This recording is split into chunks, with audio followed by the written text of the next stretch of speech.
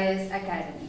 In this video, we'll go through some of the guidelines and what are the new guidelines and why such guidelines will be helpful for every person who is receiving any foreign remittances, and how a normal person and even a UPSC aspirant can get information from such videos, because our videos are not only concerned for the UPSC purpose only, but we want to share the knowledge of having such general content and what the government is trying to aware the people of the guidelines and how we can make a best use of all these things. That is why, to give a 360-degree round information of everything, we are making such videos and guidelines to share the knowledge of every aspects of UPSC and also for the layman who can understand in a very easy manner. So the topic for the discussion goes about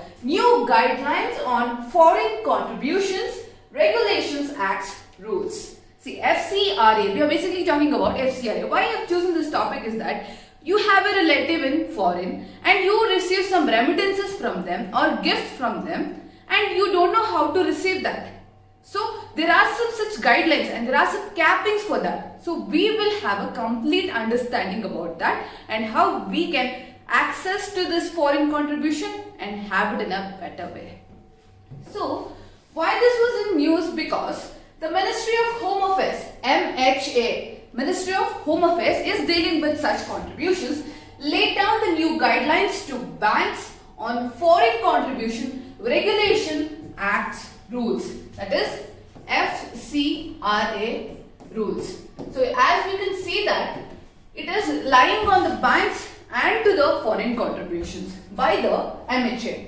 So what is the need? Why does we need for that guidelines? See, you get the remittances from the outside and you are accepting all the remittances without any capping, and this could lead to exploitation also and money laundering in such cases. As we have seen in the previous circumstances, there are a chance of money laundering and excessive money being pulled into India by the foreign contributions. To avoid such money laundering and extra bad money entering into the country and exploiting and giving rise to some protests, giving rise to extra funding, we are in need of such guidelines and cappings. So the main contribution goes about the monitor the misuse of funds. To monitor the misuse of funds, we are mainly targeting the misuse of funds. That is, it was noticed that large amounts of funds being collected by Khalistan terrorist outfits are being sent through NGOs to pro-Khalistani elements based in India. So this becomes a major and a vital reason for such cappings and guidelines. As we have been seeing this farm loss protests and many protests by the Khalistani people, this terror funding or the money laundering agencies which has been monitored by FHF, and also by going beyond the ambit of all such monitoring, we are receiving the funds for Khalistani group. So to avoid such extra terror funding and fundings for the violence, we are coming up with such guidelines, and strict practices of such guidelines will also be taken place. And also the government alleged that foreign money was being used for religious conversion. So this is a very big threat to the cultural fabric of India.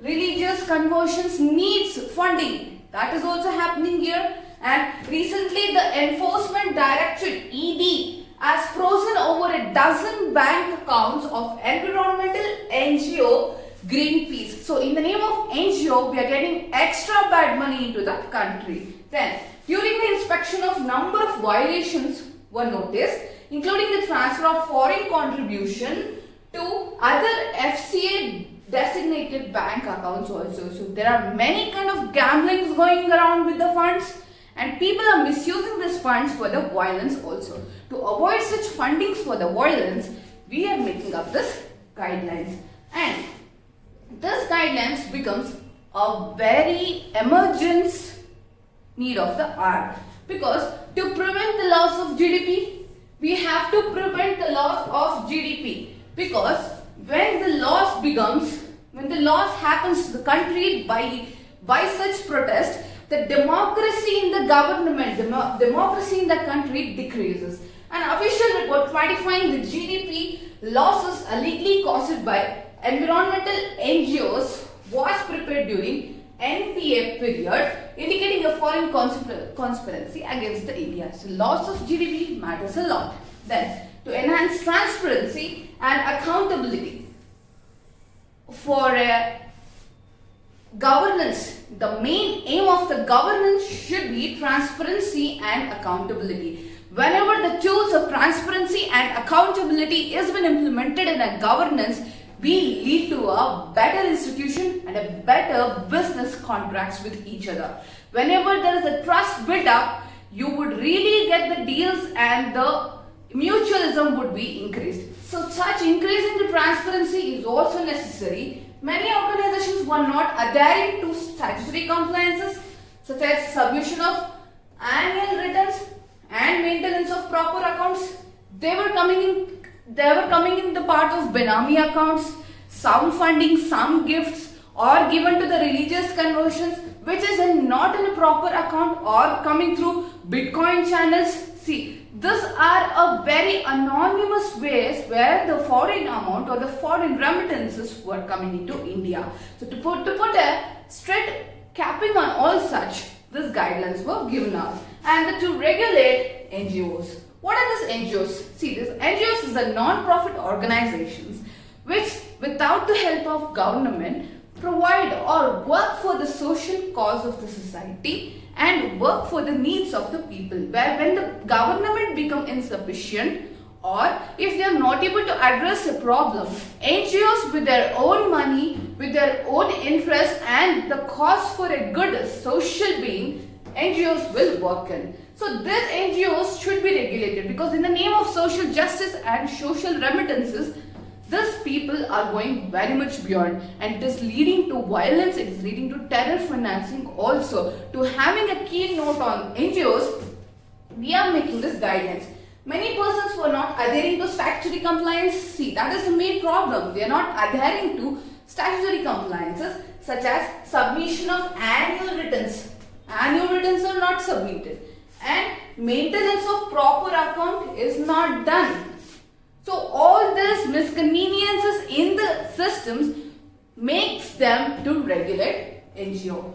So this was the need for us to make a guidelines. As you can see, basically it tells about the inconveniences caused by all the channels, all the means. So to keep a capping on that, we have the new guidelines, that is donations are given in Indian rupee only, INR, by any foreigner or foreign sources, including foreigners of India origin OCI are overseas citizen of India or person of Indian origin card holder should also give the remittances in the Indian rupee only. So keep it in mind, the remittances should be in Indian rupee only and treated as a foreign contribution. Then the foreign contribution has to be received only through banking channels. Only through banking channels and it has to be accounted in the prescribed manner. Accountability matters a lot. See, accountability of the accounts should be maintained and we should be in a position to answer every problems or every situation where you get to understand the needs of the people, and any violations by the NGO or by the bank may invite penal provisions of FCRA 2010. NGOs have to inform the ministry about suspicious activity. See, if a Khalistani group is getting a funds of more than 1 crore lakh or a person is being terror funded, that suspicious activity should be informed to the government by the NGOs and take due diligences of its employees at the time of recruitment.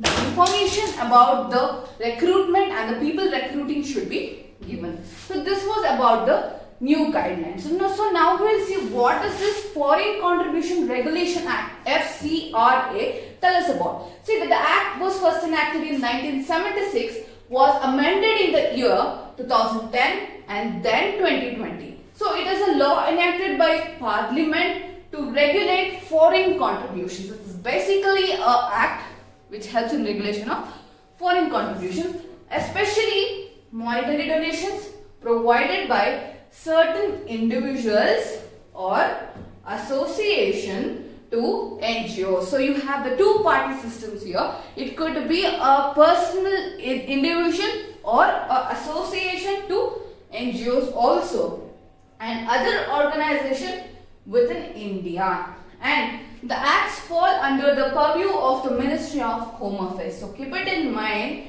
FCRA, Foreign Contributions Regulation Acts, comes under the purview of Ministry of Home Affairs. As we have seen in the first slide, they come under the purview of Ministry of Home Affairs. Then, so the exemptions are, Section 50 of the Act allows the central government to issue orders exempting any organization apart from political parties from the provisions of FCRA if it feels it necessary or expedient in the public interest or subject to conditions specified in the order. See, such exemptions are given when the need arises for the public interest. We could let the political parties finance their or receive the foreign contributions also. So that comes under the Section 50 of FCRA. Then, what is the main objective of having this acts? Is that the objective of the act is to prevent the use of foreign contributions or foreign hospitality for any activities detrimental to the national interest. As I have mentioned in my first example, the financing of the Khalistani resulting to the protest could be detrimental to the national interest. Don't you tell? Farmers are being beaten up to hell there, and this financing is done by the foreign contribution. What does that indicates us? It is a detrimental situation for the national interest. Such fundings would be regulated by this act. Then, so at last we come to the amendments. What are the recent amendments in 2020 and what the success rate tells about is that in 2019 which has amended FCRA rule where it says that even the person prohibited to receive foreign funds such as journalists, politicians, keep it in mind, it is journalists, politician, members of judiciary are allowed to accept foreign contributions from their relatives, and if the amount does not exceed 1 lakh. So there is a capping of 1 lakh. We have a capping of 1 lakh for all the persons listed here. The journalists, the politicians, the members of judiciary.